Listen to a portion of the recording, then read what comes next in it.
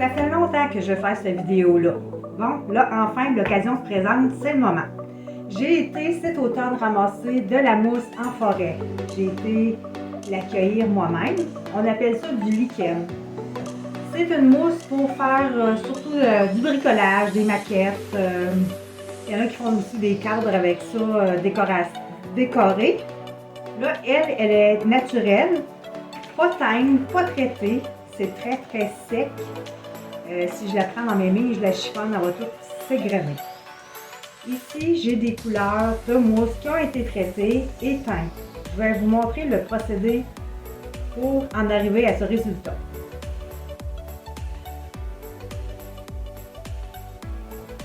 Une fois qu'on a cueilli notre mousse, notre lichen, on revient à la maison, on la met dans l'eau, on la fait tremper pour ôter les saletés le plus possible. S'il y a des aiguilles de pain, des petites cocottes, on débarrasse tout ça du lichen. J'ai eu la chance d'en ramasser une deuxième fois. Cette fois-ci, c'était dans les roches, donc il n'y avait aucun arbre au-dessus, donc elle était quand même assez propre.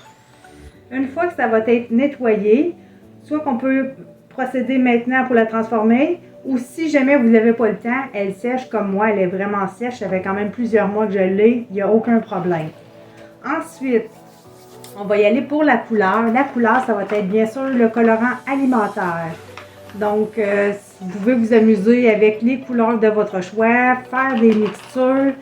Sinon, vous pouvez la laisser couleur naturelle. Ce que j'aime avec la couleur naturelle, c'est quand je fais un petit montage puis je veux ajouter une couleur que j'ai pas fait tremper parce que c'est une couleur peu commune comme le rouge, ça peut être le mauve. Peu importe, je prends de la peinture avec un pinceau et je vais aller l'appliquer sur ma mousse. Quand c'est des petites quantités comme ça se fait très bien. En plus, on peut jouer avec couleur de dégradé et même la rendre phosphorescente avec la peinture phosphorescente. Oui, ou bien donc de couleur néon. Pourquoi pas? Fait que ça, c'est libre à vous, la manière que vous voulez. Ça prend de la glycérine, de l'eau, qui va être quand même assez chaude. Je crois que c'est 70 degrés Celsius, donc important d'avoir un thermomètre pour emporter l'eau à cette température-ci. J'ai mon eau ici dans mon plat que j'ai apporté à 70 degrés Celsius.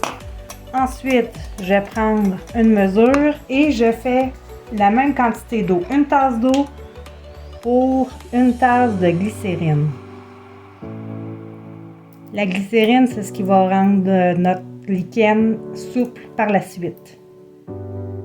Donc, c'est vraiment 50-50. J'ai fait le test avec moitié moins de glycérine et ça fonctionne plus ou moins. Je la trouvais encore sèche. Donc, une tasse pour une tasse. Je trouve que c'est beaucoup faire ça pour une seule fois. On y va le tout pour le tout. Je vais mettre mon eau chaude, la glycérine dans le même bol. Je mélange avec mon doigt, c'est vraiment chaud. Je vais appliquer tout de suite mon colorant. J'ai pris un colorant alimentaire vert parce que je veux faire comme de la verdure. Je mets quand même plusieurs gouttes. Et là, je vais venir ajouter ma mousse qui est sèche dans le mélange. Je vais le mélanger en même temps. Oh oui. On voit, regardez, elle a pris sa souplesse. C'est spécial. Donc, à l'ajouter, la mousse, la quantité que vous désirez. C'est sûr que ça va absorber le liquide, donc faire attention. Je vais mettre un peu plus de colorant parce que je vois que c'est pas assez à mon goût. Je veux quand même que ça paraisse le vert. Je ne vais pas le faire pour rien. On va laisser ça tremper au moins un bon 24 heures minimum. Je vais en ajouter encore. Donc, si vous voulez faire d'autres couleurs, vous pouvez diviser la recette en deux ou refaire une autre quantité à votre goût.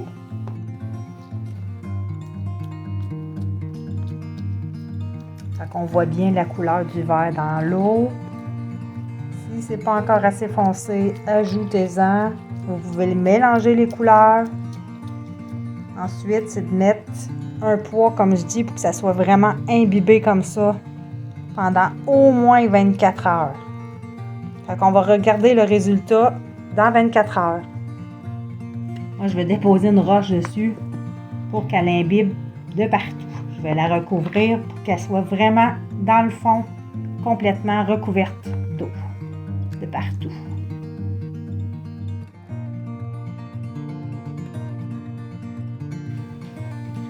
Donc, la mousse, ça fait plus que 24 heures.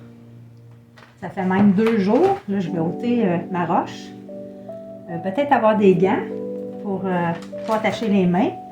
J'avais mis finalement un papier parchemin pour être sûr que ça soit sous le liquide, la mousse. Je vais garder le surplus liquide qui va rester pour le réutiliser. Donc, je mets dans une passoire. Comme c'est du colorant alimentaire, pas de problème. Donc, on égoutte, on voit qu'il reste quand même beaucoup de liquide. La mousse, elle a coloré, pas beaucoup, mais elle a un beau vert. Donc, ça va être de bien égoutter. On va mettre sur un papier journal et on va laisser sécher complètement la mousse avant de pouvoir l'utiliser ou de l'entreposer. Donc, le liquide est encore bon. Qu'est-ce qu'on peut faire? C'est le refaire chauffer dans un chaudron et le réutiliser. Comme ça, on gaspille moins la glycérine avec le colorant. Donc, je vais montrer, disposer la mousse sur. Donc, en mettant sur le papier va absorber le liquide. Il va s'assécher tranquillement. Ça devrait rester souple. J'aime la couleur, c'est pas trop foncé, pas trop pâle. Puis c'est sûr, je vais faire des mélanges de couleurs. Là, dans mon eau qui est verte, si je veux, j'ajoute du bleu. Et ça va donner une autre couleur différente. Comme ça, on peut y aller progressivement. Faire du jaune, ajouter du rouge, ça va faire du orange. Donc, le mélange peut être bon pour plusieurs fois, plusieurs couleurs différentes. Fait qu'on regarde ça quand ça va être sèche. Le lichen, à partir de la couleur naturelle, j'ai réussi à obtenir ces couleurs grâce au colorant alimentaire plus de la peinture. La recette, on peut l'ajuster aussi, mettre moins de glycérine. Je l'ai essayé avec un peu moins de glycérine que moitié-moitié, 50-50. Ça fonctionne aussi très bien. Mais je n'irais pas, par exemple, 2 parts d'eau pour 1 part de glycérine. Ça, c'était vraiment pas assez. Donc, ajustez la recette selon vos goûts.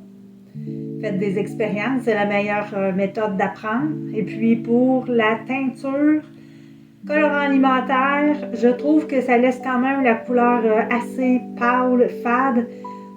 Quand j'ai fini mon trempage de, on va dire 48 heures, c'est mieux. Je prends le lichen, je l'éponge, je l'égoutte. Je l'éponge pas, je l'égoutte. Puis, j'ajoute de la peinture et je fais mousser encore l'eau, glycérine, peinture. Et là, je vais vraiment chercher la couleur, donc qui est intense, beaucoup plus colorée. Lui, malgré que c'est juste colorant alimentaire, ça peut fonctionner pour certains. Ici, c'est colorant alimentaire plus peinture. Colorant alimentaire, j'ai pris colorant à tissu pour le tissu. Et j'ai quand même pris de la peinture pour avoir un vert qui était moins noir, parce que je trouvais qu'il était quand même assez foncé. Donc, c'est s'amuser comme ça avec les couleurs. La recette, comme je dis, ça s'ajuste au goût. Si on trouve que ça coûte trop cher en glycérine, c'est sûr que c'est pas donné. Mais avec ceci, on va faire de belles créations. Je vous montre ça. Couleur naturelle. Un vert pâle. Un vert jaune. Un petit peu plus vert. Un vert très intense. Un bleu. Un mauve. Un rouge orangé et un lilas pâle. Voici les nouvelles couleurs que j'ai réussi à faire. C'est vraiment magnifique et presque sans fin. J'ai même réussi à faire une couleur cuivrée. un brun cuivré. Elle reste souple. Fait que je vais pouvoir faire toutes sortes de belles créations avec ça. Je suis super contente.